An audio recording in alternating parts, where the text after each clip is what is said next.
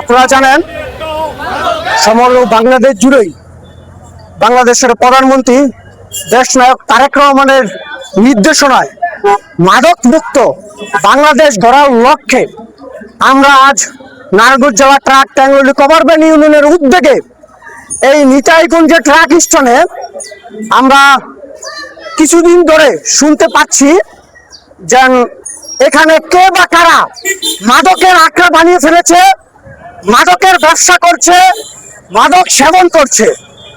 আমরা মিডিয়ার মাধ্যমে প্রশাসনকে অবগত করতে চাই, আপনারা আমাদের সাহায্য করুন, এই ট্রাক স্ট্যান্ডকে মাদক মুক্ত করুন। এই ট্রাক স্ট্যান্ডে যদি আমাদের প্রিয় ভাজনও হয়ে থাকে, আমাদের সঙ্গীয় কেউ যদি হয়ে থাকে, সে মাদকের সাথে তার সম্পৃক্ততা আছে, তার বিরুদ্ধে আপনারা কঠোর ব্যবস্থা নেন, আমাদের জানান, আমরা আপনাদের সহযোগিতা করব।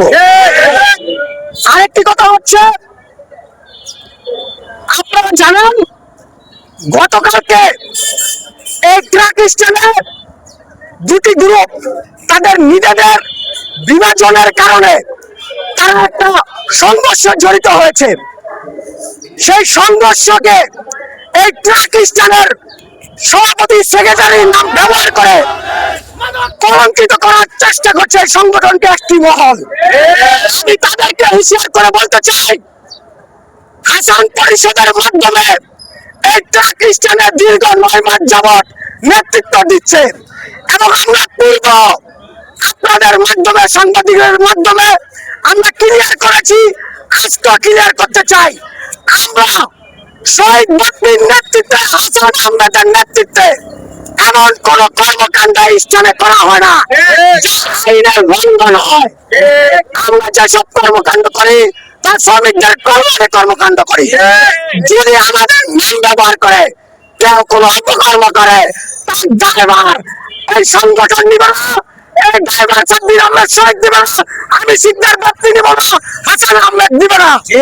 যাদের ব্যক্তিগত অপকর্মের দায় তারাই নিবে। আরেকটি কথা বলতে চাই, এসপি পত্রিকার ভিতর আজকে দেখলাম আমাদের নাকি নিতাইগঞ্জের টর্চার সেল আছে। টর্চার সেলটা কি সেটা আমরা জানতে চাই। এই টর্চার সেলটা কোথায় আছে সেটা আমরা জানতে চাই। আমরা নারায়ণগঞ্জ থানা ওসি সাহেবের দৃষ্টি আকর্ষণ করছি, যদি কোনো টর্চার সেল থেকে থাকে তা আপনারা তদন্ত করে তা আপনারা উদ্ধার করুন, আমাদের সহযোগিতা করুন। কারণ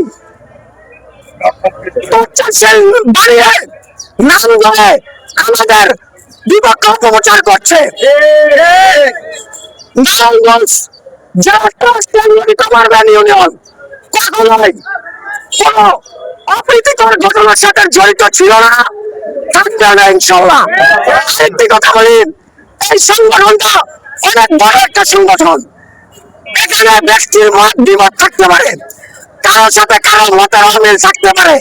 সেজন্য যদি কারোর সাথে গতকালকে যে ঘটনা ঘটেছে, ভবিষ্যতেও কারোর সাথে মতামত বিনিময়ের কারণে ঘটতে পারে, তার দায়ভার এই সংগঠন নিবে না। এবং যদি আমাদের সংগঠনের কেউ কোন অপকর্মের সাথে জড়িত থাকে, তার প্রমাণ যদি আমরা পাই, অবশ্যই আমাদের সাংগঠনিক ব্যবস্থা আমরা নেব। সবাইকে ধন্যবাদ জানিয়ে আবারও তারেক রহমানের দেশ গড়ার লক্ষ্যে, মাদক মুক্ত বাংলাদেশ গড়ার লক্ষ্যে সবাইকে ঐক্যের আহ্বান জানিয়ে আমি আমার বক্তব্য শেষ করছি। বাংলাদেশ জাতীয়তাবাদী দল জিন্দাবাদ, বাংলাদেশ জাতীয়তাবাদী যুবদল জিন্দাবাদ, শ্রমিক পরিষদ জিন্দাবাদ। আসসালামু আলাইকুম।